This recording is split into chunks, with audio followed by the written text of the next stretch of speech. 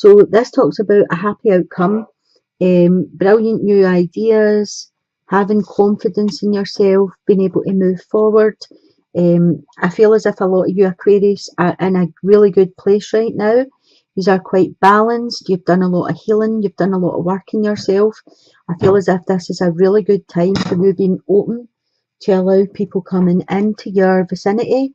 You're open to receive love. I feel as if your next card here is getting to know each other.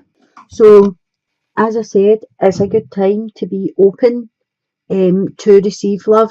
For those of you that have already met somebody, I feel as if this is going to be really good as you start to get to know each other. Your bond will start deepening.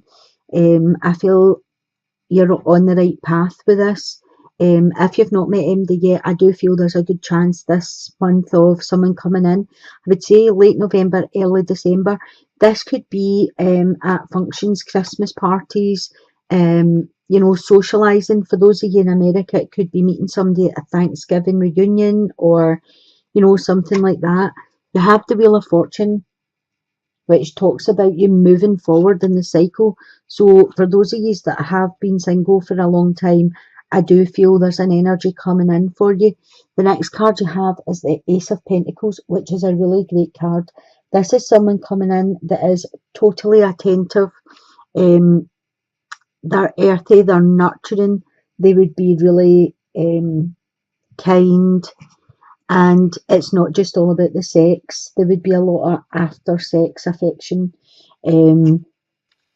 Pentacles are an earth sign. This could be a Taurus, Virgo or Capricorn coming in for you, but I feel as if it would be a really, really good match. For those of you, I feel like some of you are wanting love to come in, but you aren't open for it. And for those of you that aren't open for it, I feel like these chances are going to be there for the taking, but you need to look for them. So if you are out socialising, don't wait for them to approach you. You approach somebody, have a chat, have a laugh, make it light-hearted, see how they take on your energy. I'll pull another card for you. Oh, Ace of Chalices. 2 aces, 2 new beginnings here, and a 10, which is an end of a cycle, which brings in a new beginning.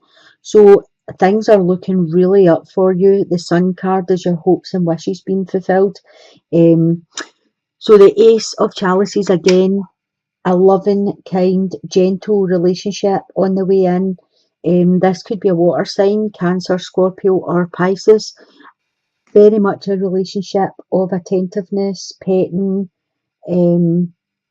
touchy feely. Both of these cards, both of these aces are the nicer side of a sexual relationship.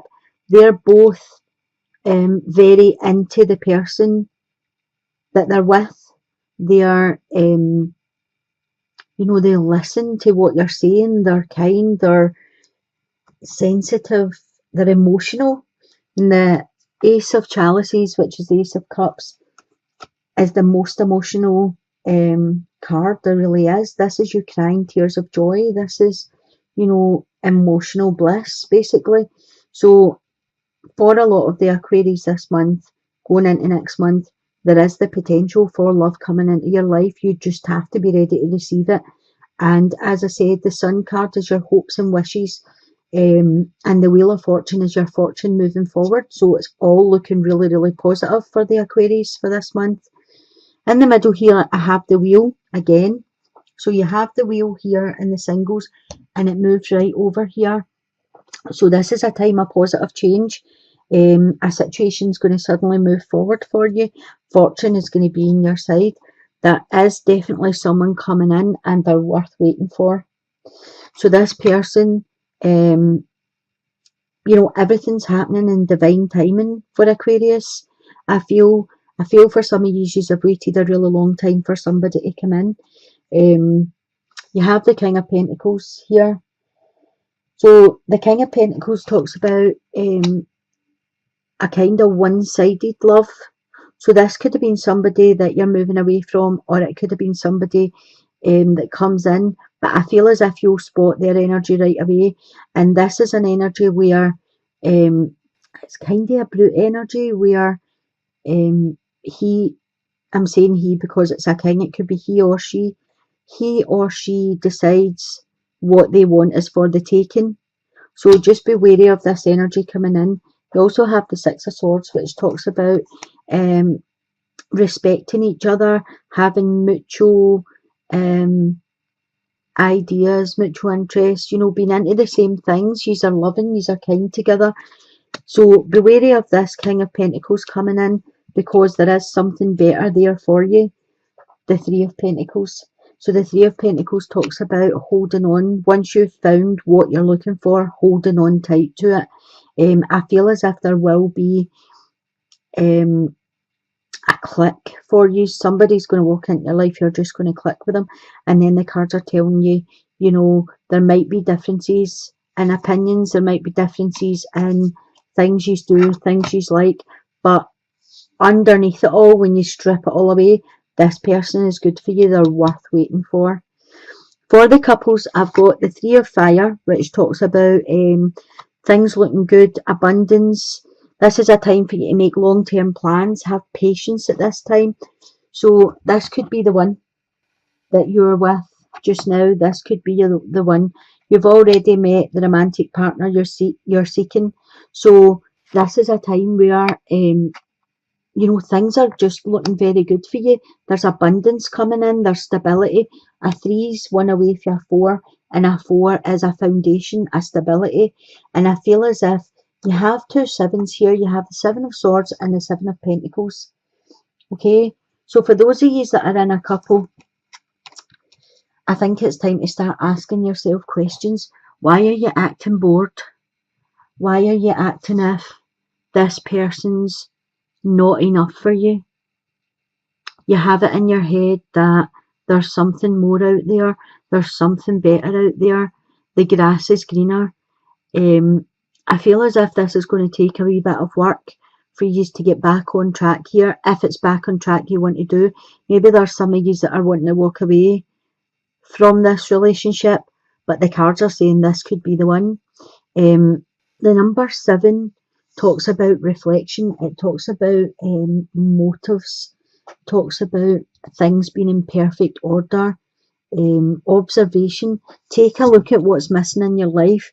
Take a look at, is it to do with this partner you're with that you're feeling a void?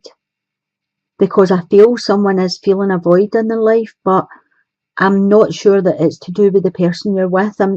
I think for some of you it's to do with your own life. This is about looking inside and seeing what's missing for you. But one of you is acting bored in this relationship or uninterested.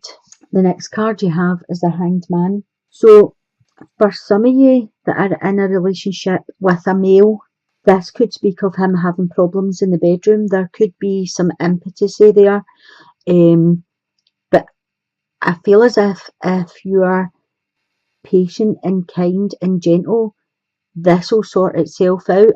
I don't know if some of you are feeling, if this is a man listening to this, I don't know if you're feeling as if your partner's acting uninterested and that's why this is happening to you. Quite a lot of it is usually just about thoughts and, making things worse than they are.